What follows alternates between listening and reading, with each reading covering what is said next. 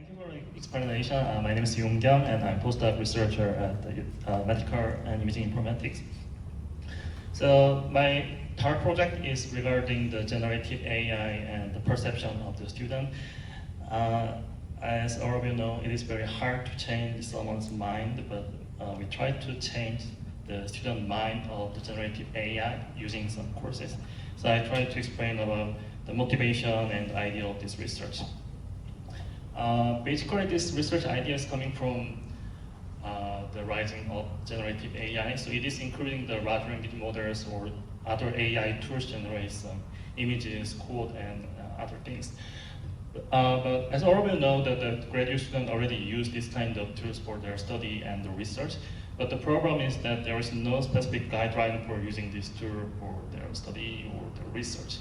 So it is kind of trial and error, and also by myself, I also run this kind of tools by using it and by making some mistake. So there is no formal education for responsible using of these AI tools.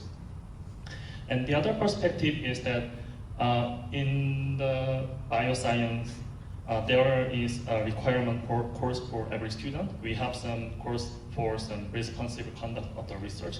So because many bioscience students research about the human subject and some responsible topics, but there is also no kind of guideline for the AI ethics. So our research question is regarding some structured instruction for this kind of AI tools for the bioscience student, and how can we change their mind. So yeah, so the hypothesis is that some target instruction can calibrate their trust or their perception for the generative AI. So our target student is graduate student, and based on our survey, they already use this kind of tools for their study and the research. So we embed this kind of survey into the existing course. Okay, so I think, yeah. For the study design, it is required course for the bioscience student. Originally there was more than 100 students enrolled, but we got the data from more than 90 students. So we have some pre and post survey, and we have the AI module. And after the survey, we have some quantitative analysis using the statistical analysis. So the survey was conducted in the last spring, so I think the number is changing at this moment. But anyway, more than half of the students use frequently the generative AI for the study and the research. And most of the purpose is code and text generation.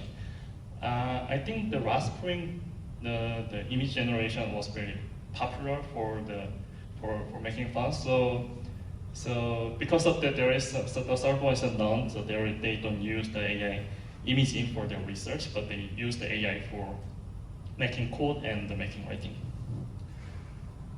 So this one is some few slides from the lecture. So it consists with the concept of the generative AI and some policy and the guideline for the prompt. So the lecture was conducted by Dr. YongKyung.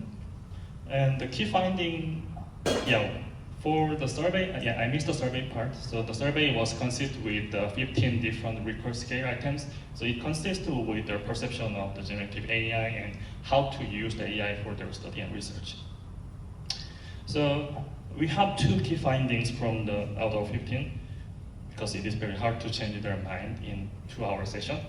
So the first item was that I believe LLMs provide accurate general scientific information. So one of the problem of the generative AI is hallucination, because they make something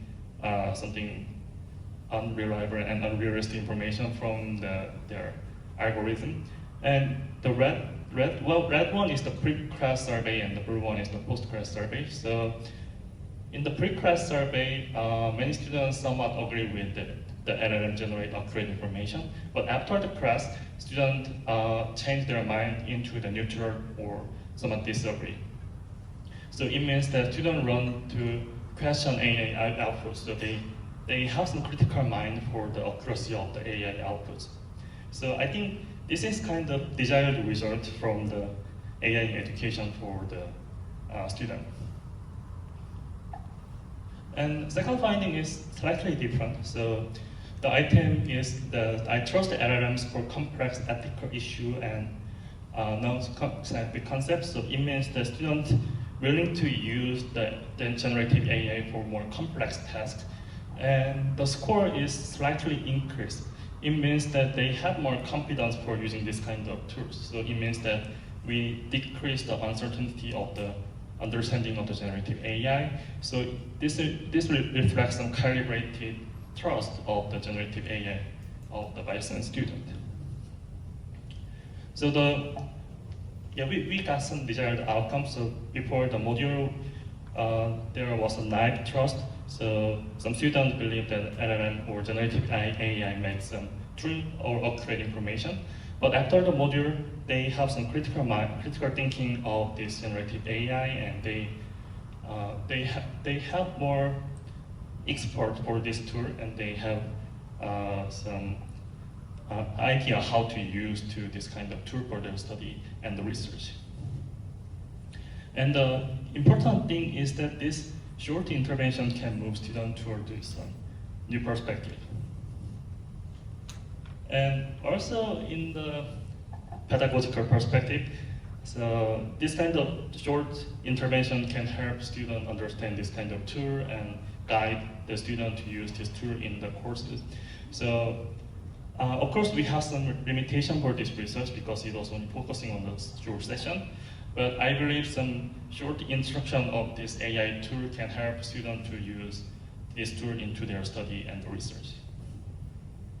And thank you for the attention. And I will keep with this research with our Dr. Pelton and Dr. Bui for the paper publication. I hope to get a positive review from the reviewers. But anyway, if you have a question, feel free to contact me after this session. Thank you.